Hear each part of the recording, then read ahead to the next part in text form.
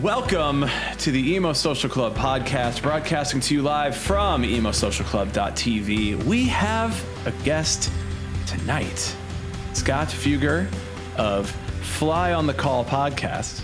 Now I know I have to get it correct because otherwise I'm shouting out a completely different podcast that is stealing your name. Scott, welcome to the Emo Social Club. Thanks for having me. Yeah. Do you want to go into what your pod is and what your pod's about and who you are and all of that good stuff? Sure. So podcast is called Fly on the Call. The subtitle is Candid Conversations on Music because that's pretty much what I aim to have. I talk to kind of any band within the pop punk, emo, indie. I've had a couple country acts on, kind of just whatever floats my boat. I aim to have, conversations that you kind of won't hear anywhere else. It's recently became part of the Sound Talent Media Podcast Network, and it's promoted in conjunction with the website The Alternative. Nice. Yeah, we saw your, Lizzie, I'm sure we have the same question here, but we were talking about this because it seemed like everybody who does like a music podcast, no shade, that we weren't picked up, but it's like everybody who's like has a music podcast, like all got picked up at the same time. And I know Lizzie's mentioned your podcast to me before and we were aware of you. And then we like saw, it's like, oh man, that's like really big, right? Like that's a pretty sweet thing to happen to you, right? Yeah, for sure. I mean, it was kind of a shock to me. I don't know. I guess, one of the people who work at Sound Talent Media, or Sound Talent Group, which is a booking agency. They do like the Wonder Years, Silverstein, kind of a whole bunch of great bands in like the rock genres. One of the people who works there, knew of my podcast and they were starting to get a podcast together. So they reached out and, just had a little bit of a conversation with them and, everything seems pretty good. So yeah, just signed on and kind of taking it as it goes. It's a brand new network. So it's, I mean, my podcast is one of the smaller ones on the network. So I feel like I don't really have anything to lose. Sure. I was also wondering because I know usually you have to like pitch to networks. So I was wondering if they had like came to you or if you just found out about them beforehand and you were like, hey, I'm here. Pick me first. Yeah, no, they just reached out and it was funny. The initial email was the podcast line was the subject line was podcast. And it was like very vague. It was just like, hey guys, I like your podcast. We're starting a network. Would you like to talk? And I was like, I ended up texting my friend Deanna. She edits the Punk Rock MBA podcast, which is also on the network. And I was like, does this sound legit? And she was like, oh yeah, like he's talking to Finn. Like, yeah, it's definitely legit. We ended up getting into kind of a fight with Finn McKenty on that episode too, which I don't know if we didn't talk about this on the pod yet. I don't know. Should we tell the story, Lizzie? You tell very briefly. It's a very brief story, but like we were feigning jealousy. Like, oh man, why not us? Why not the Emo Social Club podcast?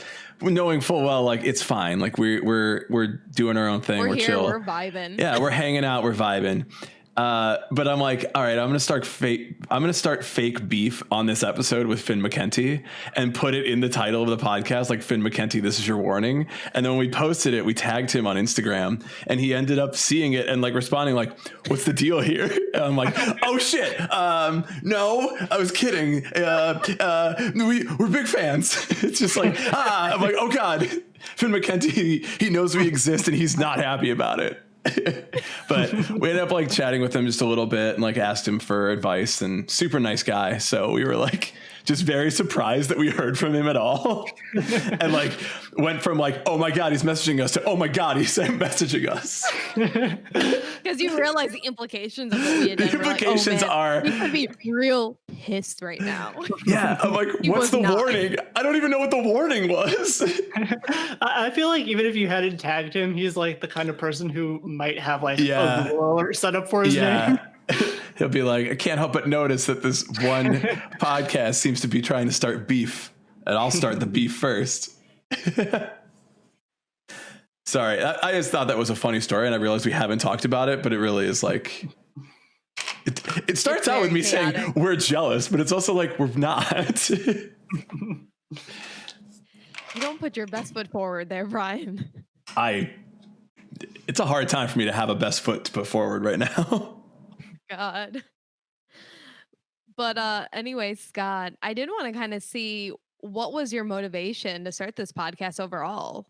Yeah, so I mean, I started writing about music about 5 years ago, and relatively shortly after I started doing interviews. My first interview was with Mike Hansen from the band Pentimento, one of my favorite bands ever, and it was a really great kind of like way to start. But you know, like maybe about like almost close to 2 years ago, I guess at this point, I was kind of hitting, you know, I would be doing interviews and then I would be taking like months to transcribe and then write them up into an article and stuff. And you know, I would feel shitty about that, but I still wanted to talk to bands and stuff and help promote them. And so, you know, eventually I kind of was like, okay, well, how can I do this in a way that is, you know, kind of, it sounds stupid, but like in some ways, like less effort for me. So, you know, the podcast was kind of like the easiest. It was like, I record these interviews anyway, so I might as well just record them and then I can do a quick edit and then just throw them up as a podcast. And then, you know, it really came together pretty quickly after that. And yeah, it's just been kind of steady since, and it's been really helpful, you know, especially during the pandemic, like having these opportunities to talk to people and like a reason to do, like, you know, I've been on for just over a year, so it's been just over 50 interviews, and it's like, it really, like, I feel like the momentum mentally going into it is like really helpful. Yeah. I totally got that. Is that your background then in like journalism and that kind of thing? Or was it just sort of like, I like music and I want to talk to people, or? Well, actually the way I started writing about music, I think was, there was this website, Modern Vinyl, that was like, you know, literally vinyl news.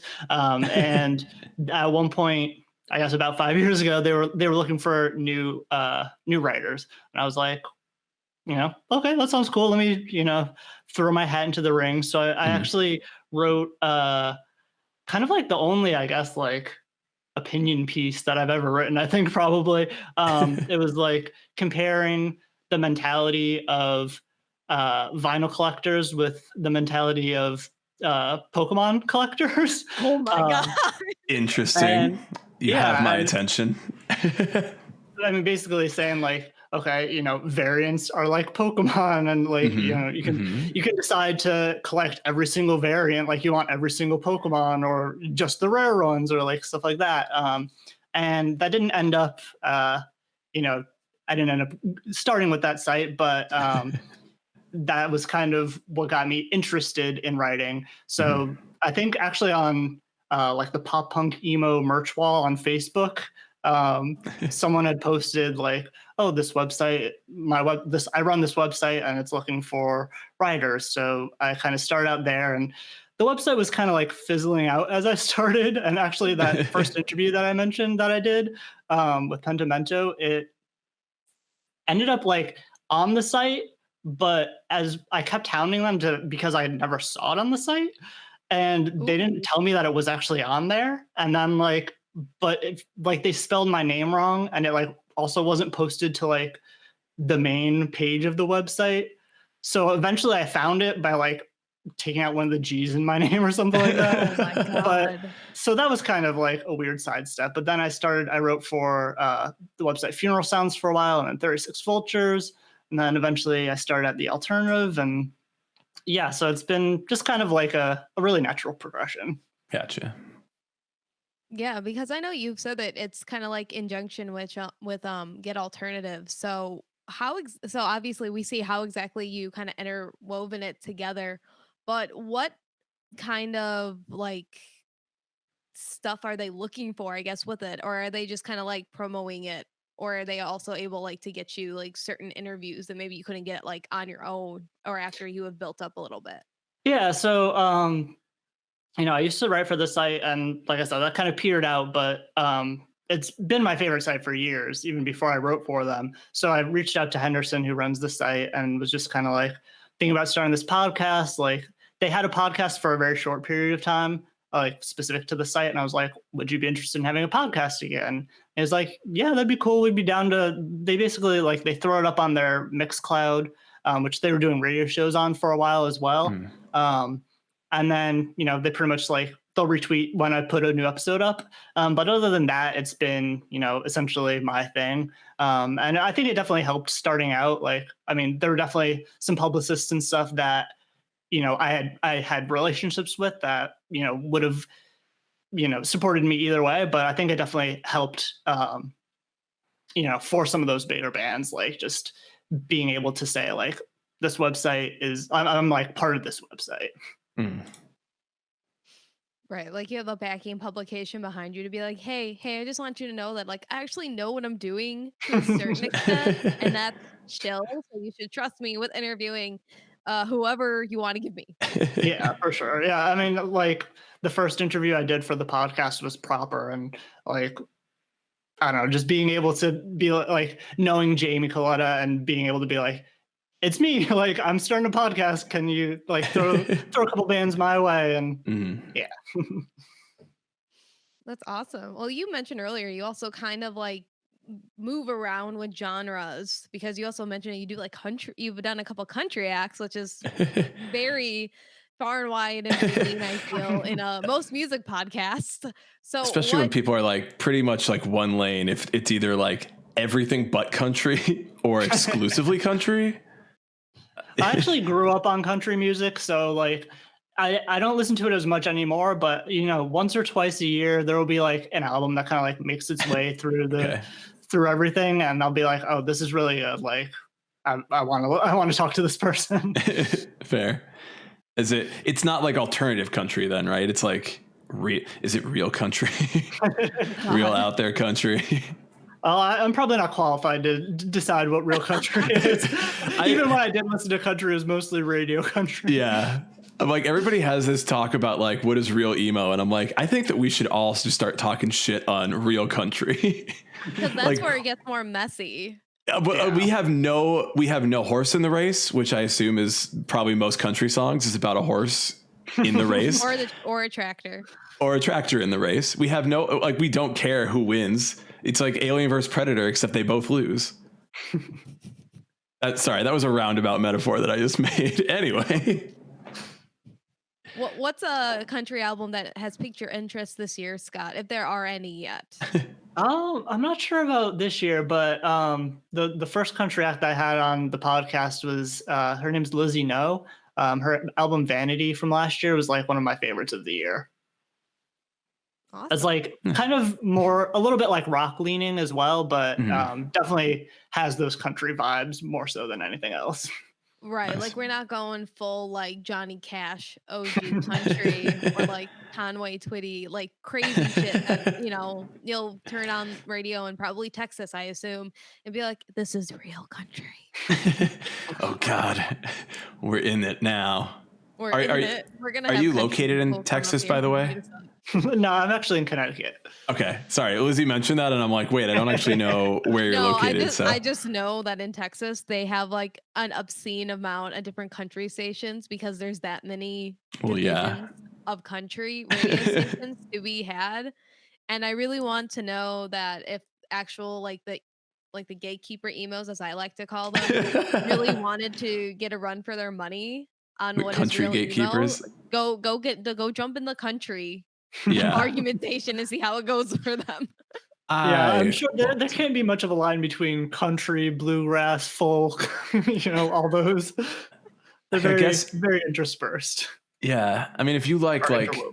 country on the radio, which is basically just pop music with that noise in it, Yeah. and you say yeehaw once or twice, like if you're a fan of that, I could see there being like a little bit more of an uphill battle to get that person into bluegrass or into like folk country stuff. But like if they just like pop music, they're gonna keep liking pop music, and they probably listen to like hip hop and regular pop and other stuff on the side of that. They're not like, oh, I only listen to every different type of country music there is. It's like sometimes I'm feeling real like from my roots, and I'm like, let me put on some bluegrass, name artist here, because I don't know an artist who does bluegrass.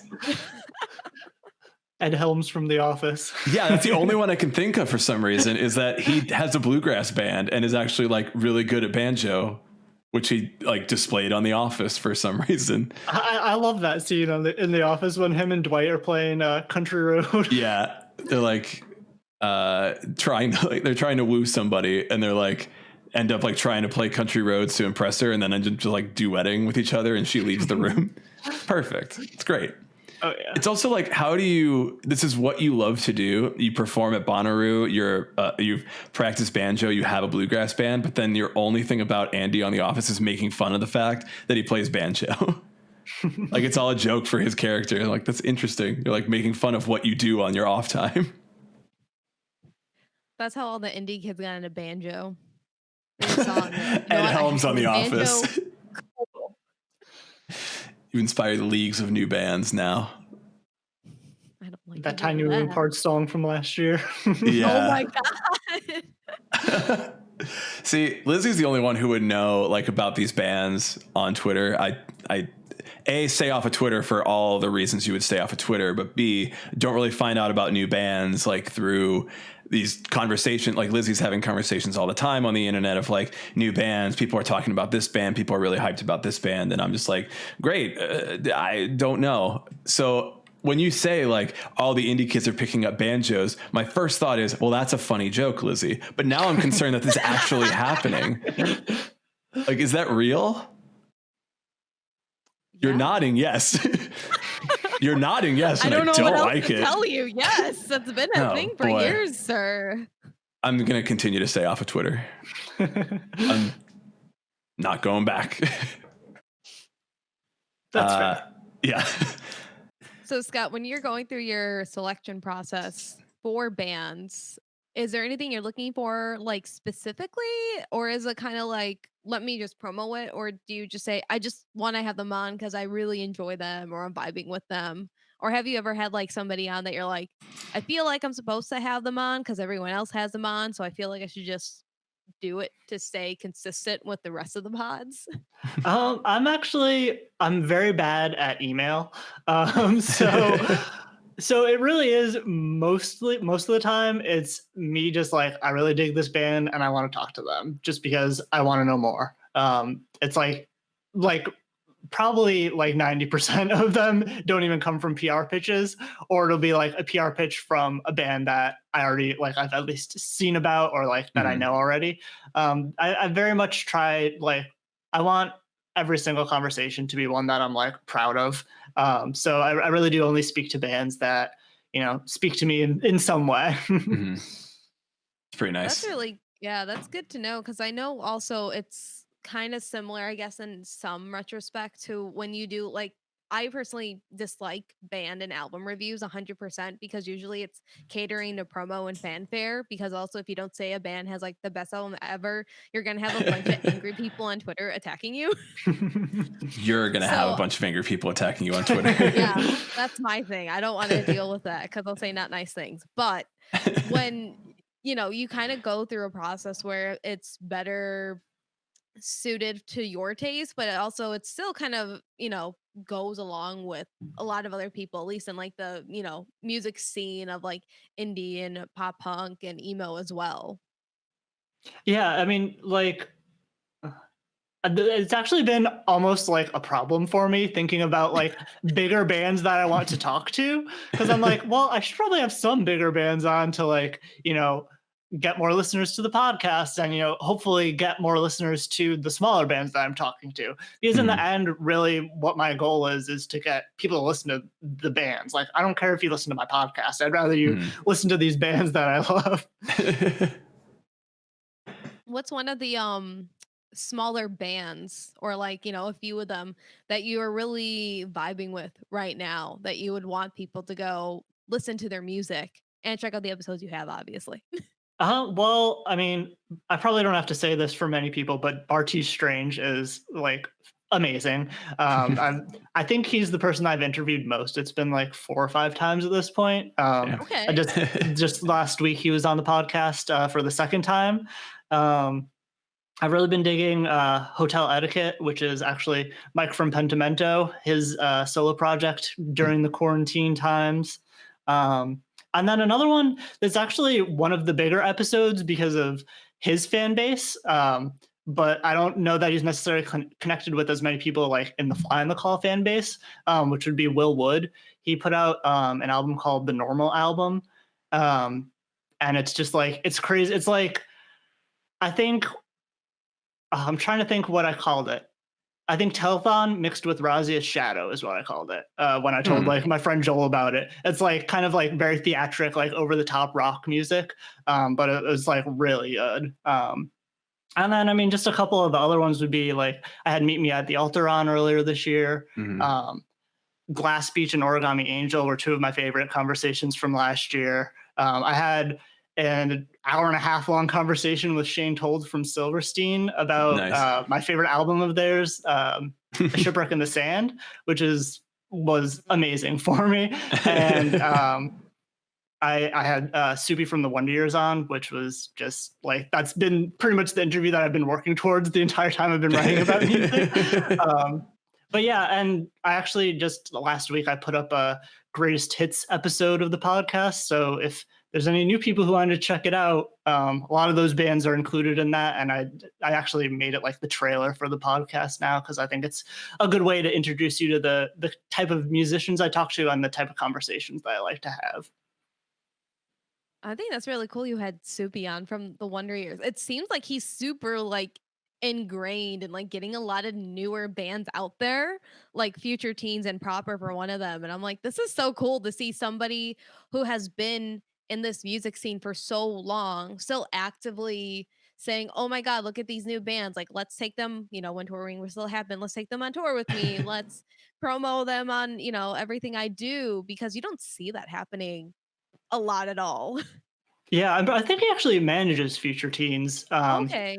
Or he is involved with them in some way. And I mean, like I know he's definitely, he shouted out Pink Shift the other day. He's been shouting out Meet Me at the Altar. Like and it was really cool to talk to him. It was like maybe like a 25-minute conversation, which is the biggest disappointment for me of it. But I mean, he was a great guest for sure. Oh yeah, when you start to get those bigger acts, they're like, all right, you only get 30 minutes. Make it the most. And you're like, it's worse when you're at like festivals too, because they'll literally only give you 5 to 10 minutes. And you're like, okay, you're probably talking about whatever the fuck album you just put out or are putting out. But what else do we talk about that isn't just this? Like, it's great, but everyone else is already talking about. Right. Yeah, he was actually when I talked to him, it was their ill-fated final tour before COVID hit. Actually, I had seen them at the start of the tour in Boston, and I was supposed to see them at the end of the tour in Connecticut, but that ended up getting cut out. But the day I talked to him, he was doing, he just randomly tweeted out like, if you want to donate to Bernie's campaign, I'll, handwrite any lyric you want. And he was thinking he'd get like, 10 or 20 or whatever. And he got like couple hundred or something like that. So I'm sure he was having a day. Yeah. You get carpal tunnel real quick that way, not only from playing instruments, but from just writing out everything. But it was all for Bernie. And during that point, it was very important. Yeah. It was so important at the time. Right. Well, I mean, to his campaign. Yeah, no, Bernie Sanders is not dead. God, I hope he's not. By the time this episode goes out, oh my God. Yeah, dude, somebody's like driving and they're like, what? Like, no. The biggest episode of your podcast ever, spreading fake news. Spread it. Bigger than the McKenty beef. Oh my God. God. Finn McKenty will fight us even harder now. Yeah. So the tagline is casual conversations about music. You mentioned Candid conversation. Candid conversation. So, like when you're talking to these guests, I'm assuming then, like Lizzie was mentioning, you don't want to just talk about like the new album. You don't want to talk about their tour necessarily. It's part of the bigger picture of these things. But like, are you trying to have more like different conversations, like get to know these artists more, like? The fact that you're trying to promote some smaller bands, I was thinking that maybe you're like trying to have one of those things where it's like, oh, I really like this person because I heard them on this podcast, so I want to listen to their music because this person seems really cool. Is that kind of the goal there, or why is it more candid? Yeah, I mean, I try to make it flow as much of as a conversation as normal or as possible. I go in with a set of questions, well, it's like 10 to 15 or whatever. Just generally, about the album, about what they've been up to lately, what kind of personality they project online, all that stuff. Mm-hmm. And then really, I just if they say something about like something that they've been into lately, I'll follow up on that instead of just like letting it go and moving right on to the next like bullet point. Yeah. Good. That's always the correct way to yeah. I know I saw some. So there was some beef like I think a month ago. I don't think it was like actual beef, but it kind of like could have started beef if they got into the wrong hands of journalists on Twitter. And it was a band which I really wasn't familiar with, and I unfortunately don't remember their name, but they had retweeted a Brian Stars interview with Papa Roach, I think. Oh boy. And it was like it was really cringy. It was real bad. And people are like, this is 100% a music interviews. And I'm like, it sounds like you're really talking to the wrong people. And we've been hearing like, oh, sorry, go ahead. Oh, no, I was just going to say, like, with the smaller bands, like, even if I'm their very first interview, I want to be like their best interview. Like, I want them to feel like it's like I actually care, because I do. I don't want it to just be like going through the motions like, oh, you released an album. Tell me about the album. Tell me like, when does it come out? Like I do pretty extensive research for every episode. I'll listen to other podcasts they've been on. I'll read reviews. I'll kind of like see what people are talking about and use that as a jumping off point to kind of get deeper. Cool. You got that like Sean Evans like background going into Hot Ones. You're like, I've done everything I can find on you. Let's talk about all of this stuff because I don't want to talk to you about the basic stuff. Yeah, probably not quite as obsessive of like him or like Nardwar, but yeah, I try to get deep. They've got teams of people that are like, I'll dig through everything. We're gonna find that interesting thing about you, and we will talk about it. But I'll find their MySpace and see that bulletin they wrote in middle school. Oh, it's there. It's online somewhere. There's a cached version of MySpace somewhere on the internet full of all of our bulletins. Which would be crazy. Yeah, no music, but the bulletins.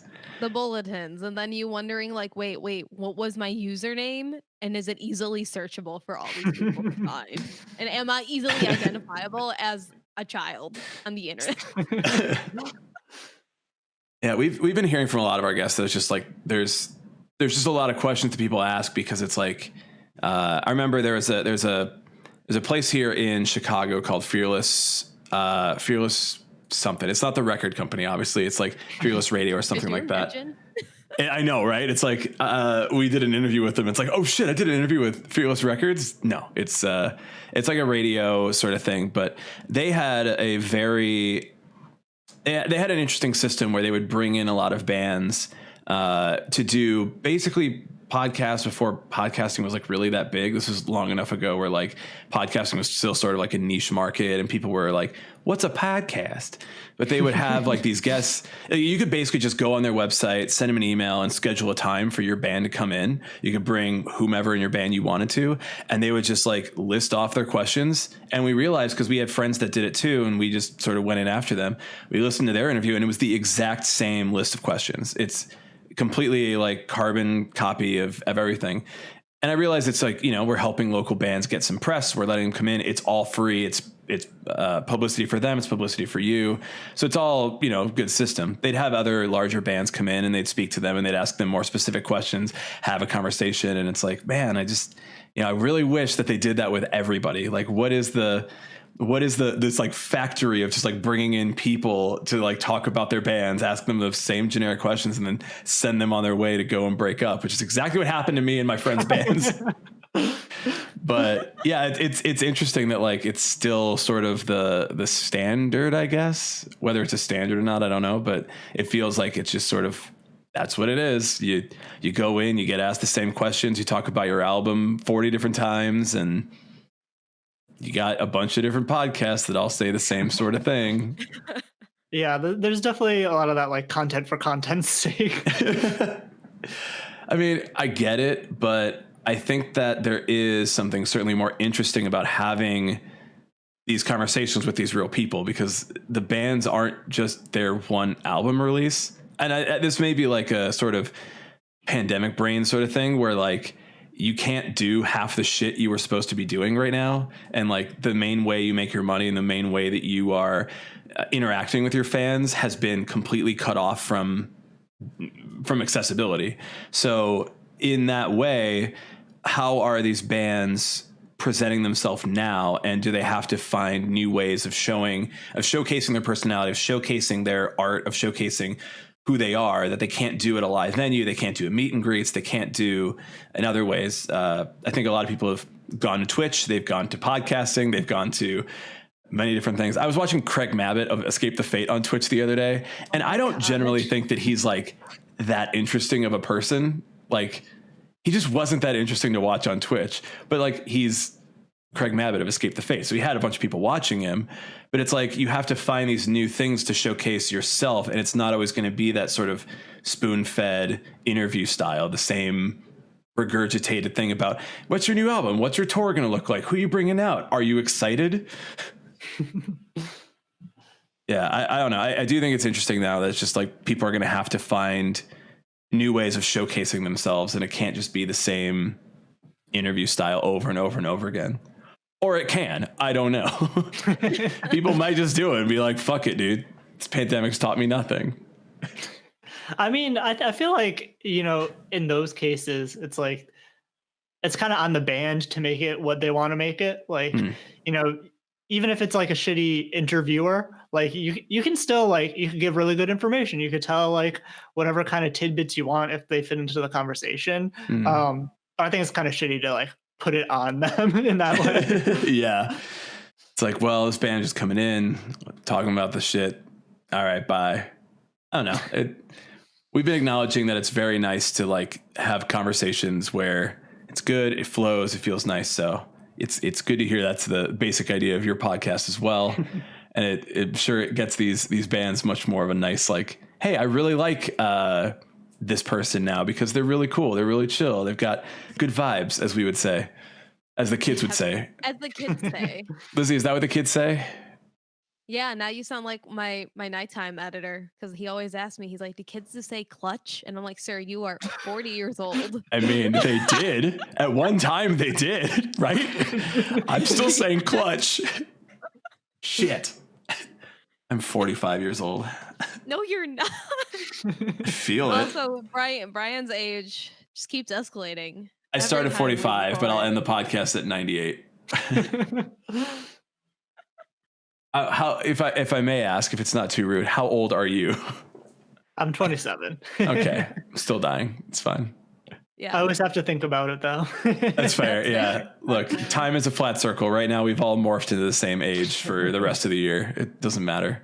I was just talking to one of my friends earlier. I was interviewing him for like this other segment of the podcast we're going to be putting out soon. And I was talking to him and I'm like, oh, wait, you're a Zoomer because he's 24. And he was like, oh, you're a Zoomer too. I'm like, no, I'm a millennial. I was born in 94, sir. It's a wide ranging qualification to be a millennial. Like, I'm a millennial and I was 87. No, Brian, you are an older millennial. That's how we define it now. But, okay. That's how we define it in journalism. You are the elder millennial, and I am the normal millennial. I hate it. I hate it. Don't worry, Scott. You are a normal millennial too. God, I'm an elder. Does that mean I deserve more respect than I receive? Let's not go that far. Okay.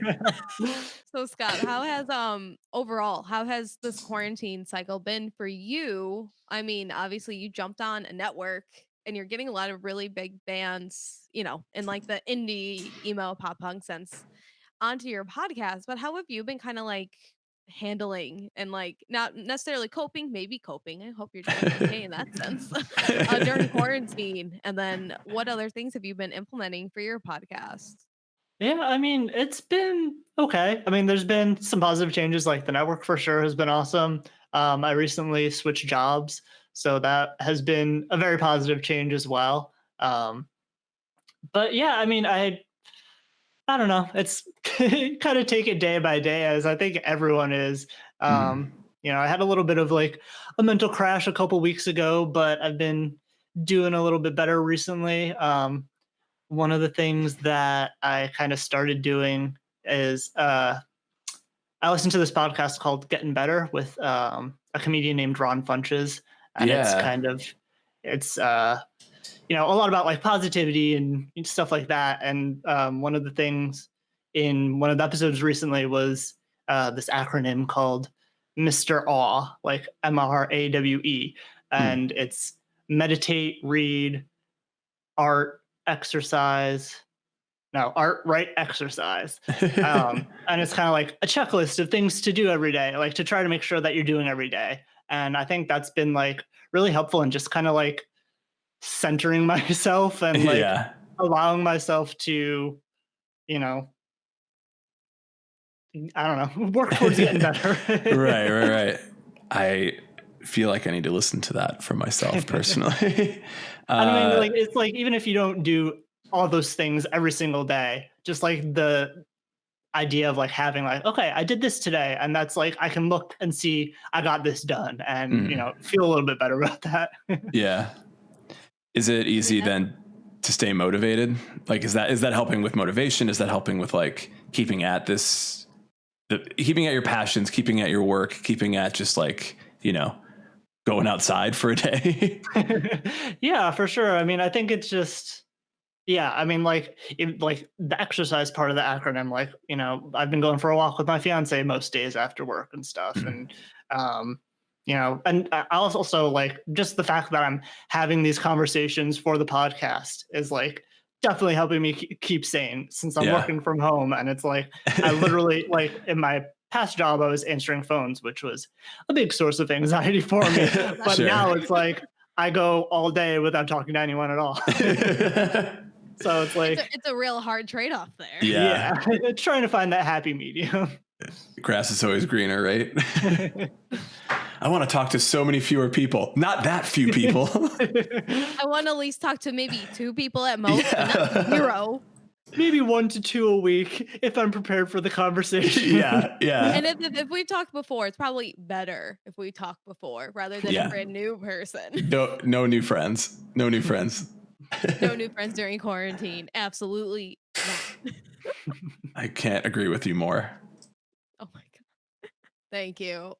So Scott, because you're on this new podcast network, what are some of the benefits to it? Like, are you still editing your own podcast, or do you now have like a team? I guess we've had this conversation. Lizzie's like, how do I get someone to edit the pod for me?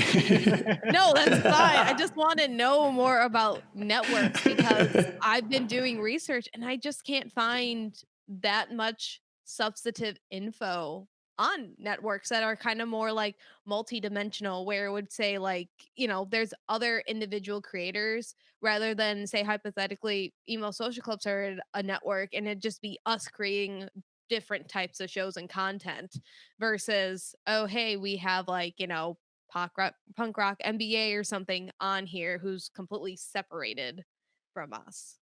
Yeah. So, I mean, like I said before, it's a brand new podcast network. So I think we're kind of like all figuring things out to an extent as we go.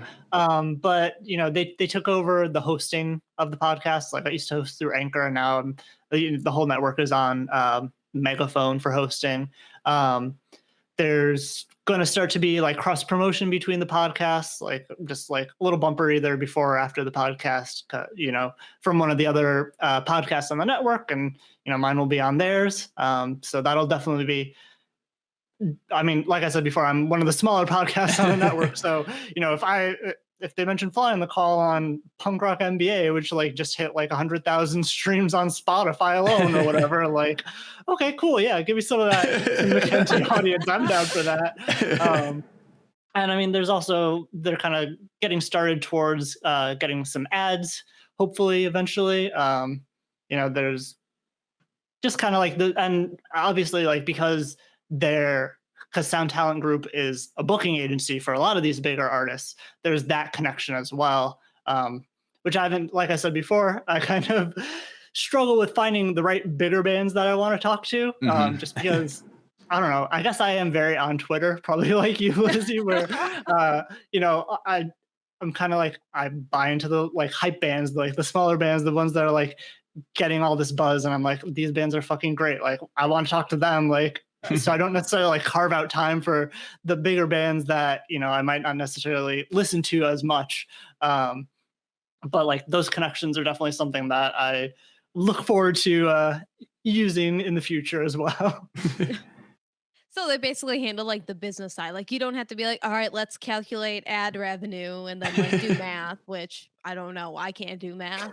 Maybe you can do math. But Yeah, and I mean, I'm sure like just the fact that there are like so many podcasts on, or like multiple podcasts on the network, like that probably when it comes to places buying ads, that's probably more attractive, I guess, than just like, oh, let me talk to this podcast specifically. Like if you negotiate it at the network level, I don't know. Like I said, you get more of a return because you can say, hey, I want this ad to be on like 15 seconds at like in like the middle of a podcast and then charge however much money it is. I don't know. I have a bunch of stuff that my friends from my radio station sent me in ad sales just so I can look over it. Yeah, I'm like, this sounds like Lizzie just like trying to figure out. Yeah, Lizzie's in radio, and our another friend of ours is in radio, and it's like I've heard both of them do their ad reads for their radio stations, and it's just like the fucking radio voice, man. It's so funny. I was like, can't get over like how it's like these people like Lizzie and then my friend Matt who's just like, yeah, whatever, and then he's like, hey, have you heard about this? Like, it's fucking night and day. And I'm like, who are you people? Who are you pretending to be in your regular life? Everyone always says like, oh, I really hate my radio voice, but it's like I actually really hate my normal voice because I feel like it sounds so annoying naturally. But when I do my radio voice, I'm like more put together, but I'm also like probably reading off of a script, probably like 95% of the time. Well, it's like singing voices too. Like, I mean, people can have like thick ass accents and then like sing like they're American, or like have like a super deep voice and then like sing like falsetto, and it's like crazy. It's true, Lizzie. It's basically just your radio singing voice. God. But then you can like Google who they are. So like where I work, I always have to take in like our weather because they're up in Philadelphia. And I'm always like, they have such a distinct voice. Let me see how they look. Do they look the way that I think that they sound? I'm that person. I just want to know. I want to know who I'm speaking to.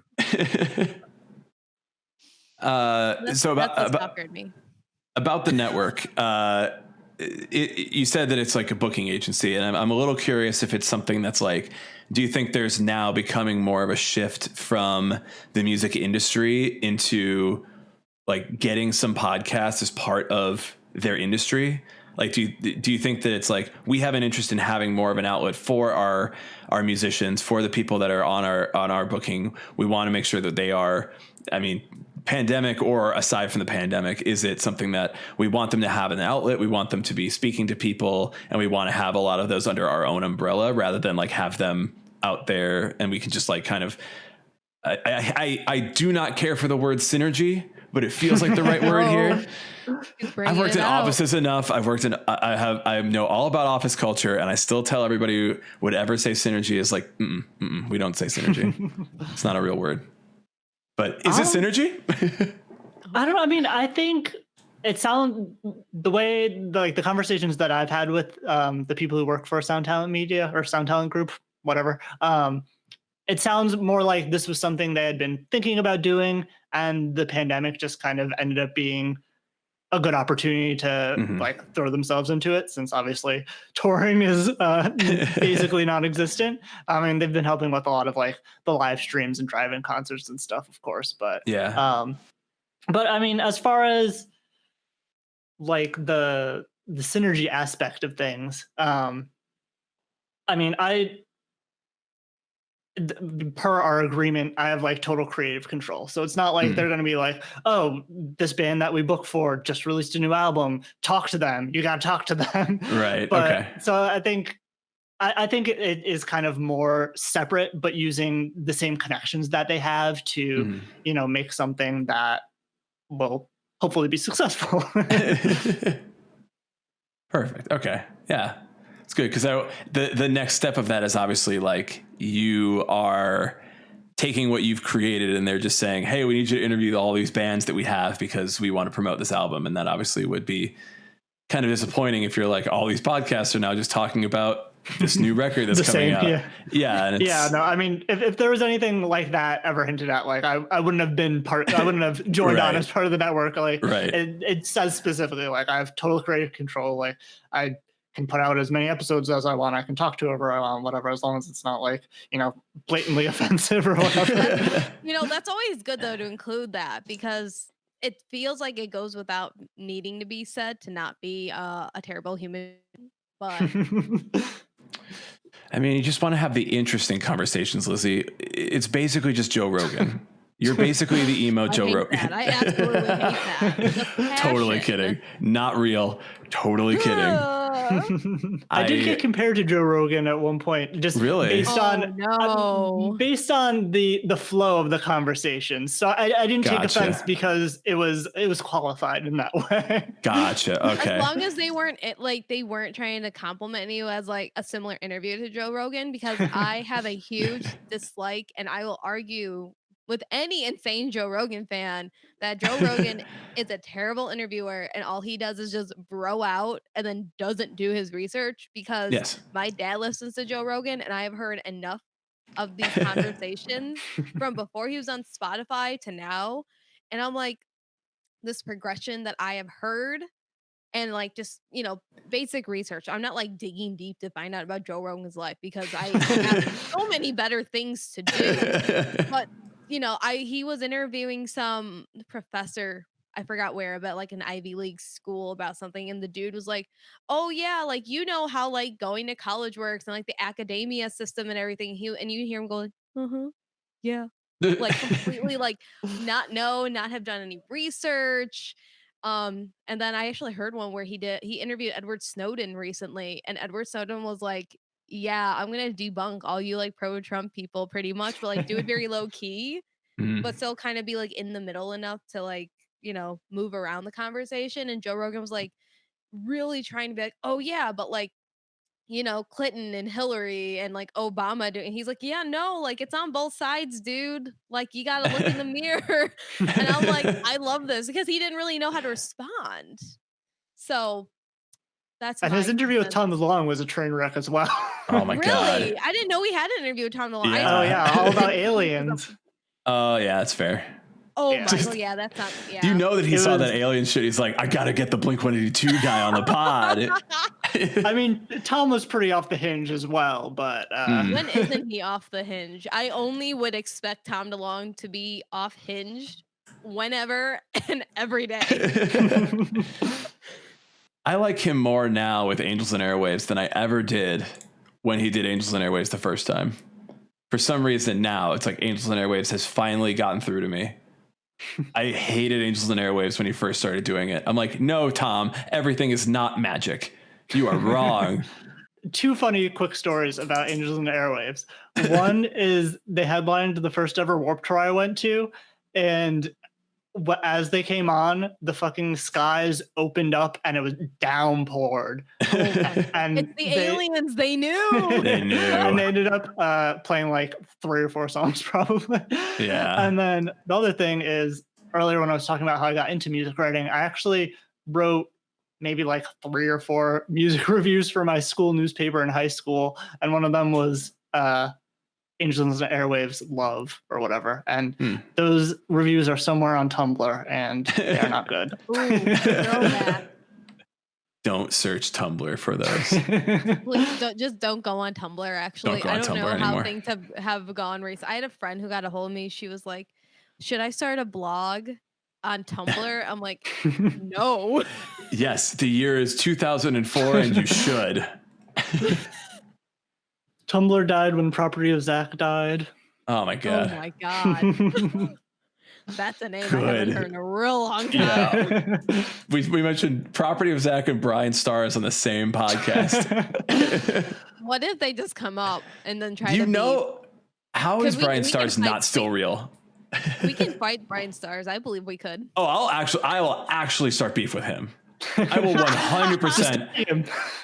I wanted to like say like him in his fucking blue sweater, but I noticed you're wearing a blue sweater right now, so I didn't want to actually like lump you into it in the same way. But I'm like, this man in his fucking blue sweater, Brian Stars, not you, always out here interviewing all these like super gothy looking bands with their makeup running because they just got off a stage, and you're just like, hey, I just came from the mall. What's up? I like your music.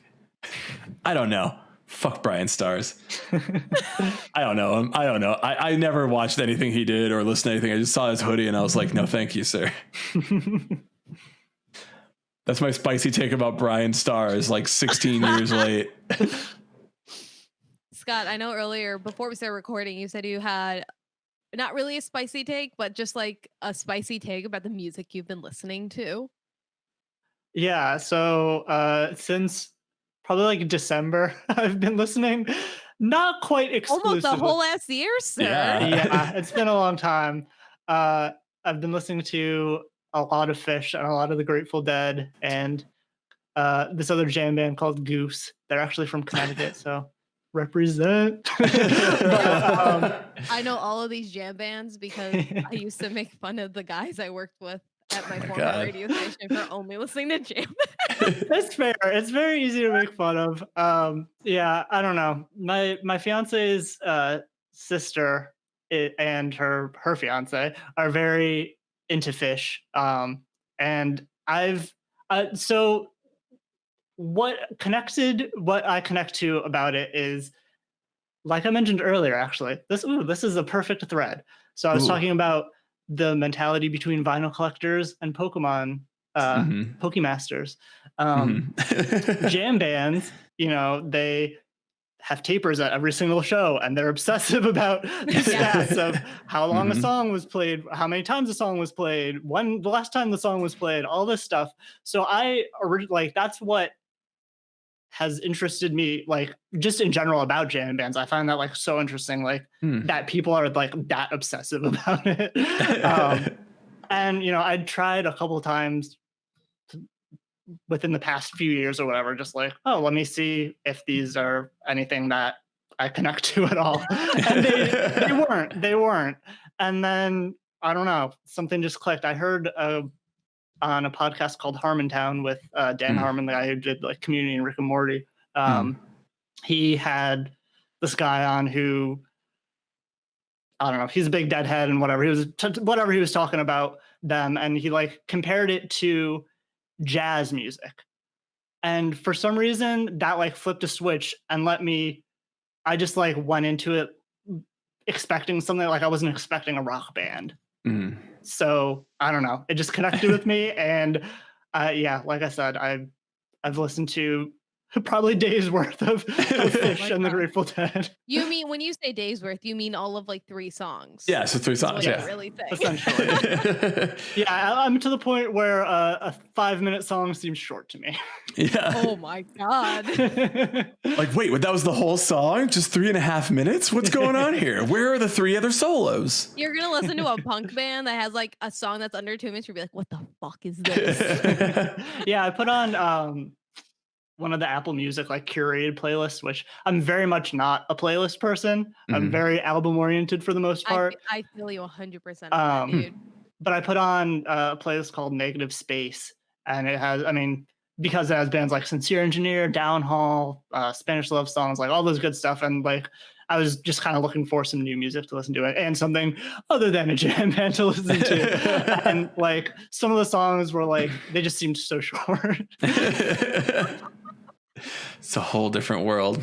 I find it real interesting that it's your fiance and her sister who have gotten into this, because at least most of like the Deadheads and like Fish fans that I know are all dudes, and it's very rare that I hear that a chick is a Deadhead.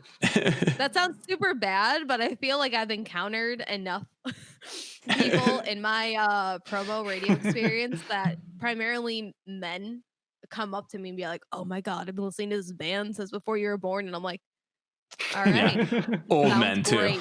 Can't. And then they're like, let's take a picture. I'm like, please don't touch me, sir. Please don't. Please don't. I imagine that it's mostly weed. And I've never smoked weed, so I'm like, I can't understand this music. Like, I just have no idea what's going on here. I mean, when it clicked for me, I was not high or anything at all. Like, That's most fair. of the time I'm listening, most of the time it's because I'm working. Like, I just have it on at work as background music. Like, my fiance, she's not into Fish. She calls it easy listening for me. And I'm like, just because it's like, it's easy to put on. A lot of times, like, it's not that lyrically dense. It's just like, I don't know. It's just like, especially because I am album oriented, like, I'm not going to throw on a playlist and just let it play and just have whatever happens next. Like, so I don't want to have to think about what I'm going to put on every 30 minutes. Yeah, fair. That's fair. Well, You can listen to 2 songs in 30 minutes. Exactly. Or one song in 30 minutes. I think the longest Fish jam is like 59 minutes. Jesus Christ. Yeah, that sounds about right. I think we had that at my college radio station whenever we had to go to like the bathroom in the middle of the night because we were 24/7, or if we wanted to take a nap, we'd throw that on then take a nap underneath the board. I do that. I want you to know my life is still New Year's Eve 1999. They played like a 6-hour set. Jesus. Oh my God. Like 1999 into 2000, they played from before midnight to when the sun came up. Wow, that's and I too listened much. to that one work day. I put that on. Wow. No. I mean, when you say it kind of relates to jazz, what kind of clicked for you was that it was like jazz music. I when you said that, I kind of understood. I'm like, yeah, because if I were to hear jazz music, I'm like, I'm not really hearing anything other than like, instrumentation, and I'm just kind of like, what do I do with this? But it's just kind of like you're vibing is what it is. Yeah, I mean, I don't like. I'm not even into jazz necessarily. Like, maybe there's like a couple jazz records that I like or enjoy, but I don't know. I think it was just like the change in expectations. Like, I wasn't going in thinking, oh, this is a rock band. I was just like, okay, this is just a band. They're just like, and it's also just like insane to me. Like, playing music is like magical to me, and being able to improvise music and having it actually be good is like, what? Like, I cannot imagine. See, this is where it's still just weed to me. This is the thing. Oh my. And here's the thing. And I'm like thinking about this, and I'm trying to be like, well, it's fine. But I'm like, it's just alcohol and weed. Like, I feel like I'm so high strung that if a song lasts for more than like 3.5 minutes, I'm like, get to the fucking point, get it over with, get out of here. I'm done giving my brain your time. And I just don't think that I could handle like, no, I'm very high strung. I just don't like, like I would listen to like an EDM DJ set for a long period of time, but it's like moving in between one song to the next. So there's still like that transition from like one thing to another that doesn't take forever, even though the entire set may be an hour long. Right. So like I still have that like enough that my brain is like being hit with enough at different moments where I'm like, cool, it's happening. I was called insane because like I need almost constant stimulation to get anything done. And I don't like, it's true. Like I can't get anything done without just being constantly bombarded with shit. And I think that like, if I was to just listen to a jam band for too long, I'd be like, I'm the least productive I've ever been in my entire life. So what we're probably getting at here is that if you're into jam bands, you may really enjoy weed. And if you're into EDM music, you may really enjoy hard drugs. I don't enjoy either. I'm not like, I'm just like, my anxiety just tells me like this is over, but it's still going. I don't know. I'm like really relating it to just like, you know, I never have those sort of like down moments. Like my friends have been like we were on like a river trip. This was a few years ago, and we were just like hanging out. It was like a chill trip. We're like just tubing down the river, like in a canoe, you know, like just hanging out in the wilderness in the summer. It was kind of nice, but I'm like, I've never been more upset than I am right in this moment. Like this is the worst thing. Like and my friend's like, dude, just sit back. Like I'll handle the rowing, which I knew he wasn't going to do. He's like, I'll row the canoe. I'll get us through this. Like, don't worry about it. But like, you know, you can just lay back, chill, relax. And like, I'll take it from here. And I think I laid back in the canoe. It was like 15 seconds. And then I just sat straight up and I said, yeah, it's not going to happen, dude. I cannot, I don't have the capacity to relax. Like, let's get off this fucking river. It was 8 hours in the hot Wisconsin sun. It was not a good time. That's too long. Yeah. It was a very long time. Concert. Yeah, exactly. Oh, yeah, that's longer. Exactly. I could have had 1.2 Fish concerts in that amount of time. Didn't Fish, or whoever was at Bonnaroo, I think it was Fish, like a year ago, they had like 4 nights of Fish, and each and every single night they almost went to like 4 or 5 in the morning. Did they spell Probably. 4 with PH? four nights of Fish. So Scott, thanks for coming on today. Where can people find you? Where are you on the internet? Where are you on the internet? And how can people listen to the podcast? Where can they check you out and all that kind of stuff? So the podcast is Fly on the Call. It's essentially everywhere you listen to podcasts. It's on Apple Podcasts, Spotify, on Amazon, on all that good stuff. I'm at Fly on the Call Pod on Twitter and Instagram. No Facebook. And you can check out more about the network on soundtalentmedia.com. Check out The Alternative at getalternative.com and also at Get Alternative on socials. Oh, and Sound Talent Media is at STM Podcasts on their socials. And and check out the Greatest Hits episode because that's a great intro for new listeners. Perfect. Yeah, I'm interested because you did mention a lot of bands. If you had to tell someone like me who just can't be bothered, what are some bands? You're a crotchety old man. I'm a crotchety old man who's just like, all these new bands are out here. They're all on my lawn, and I want them all to just get off my lawn. Aside from Meet Me at the Altar, who I already like, are there any bands right now that you'd be like, you got to go listen to this band? You're going to be a huge fan, and like, whether you interviewed him or not, or maybe it's somebody you want to interview, maybe it's somebody you'd love to have on. Anybody you could recommend to me to be like, hey, get out of this old man shell and start to like be cool with the kids. Okay, let me see. Spanish Love Songs put out probably my favorite album of the year so far. Brave Faces Everyone. Really solid pop punk, harder edge of pop punk. Sincere Engineer just signed to Hopeless, and they fucking rock. I can't wait for whatever new music is coming from them eventually. RT Strange, like I said earlier, Live Forever is an amazing album. Virginity put out a really good EP. Pink Shift, the songs they have like 3 or 4 songs out at this point, I think. Literally only 3 or 4 songs. And they all fucking slay. That was Lizzie, like last week was like, dude, you gotta listen to, or a couple weeks ago it was like Pink Shift. This is the new band. And so the only reason I know of that band name is because of Lizzie just being like, you gotta listen to that. I'm like, okay, shit. Jiraiya is great. I'm probably blanking on so many friends, but Glass Beach and Origami Angel, like I said, those were two of my favorite conversations I had last year and two of my favorite albums of last year. And then, I mean, just in general, the Wonder Years, Pentimento, and Silverstein are my three favorite bands. So love those guys. Yeah, those are good. I found out about Pentimento like a year ago, and I was like, who didn't tell me about this band before? And I got mad, and then I asked Brian, and he's like, I don't know this band. And I'm like, well, I don't know who to be mad at but myself now. It's not me.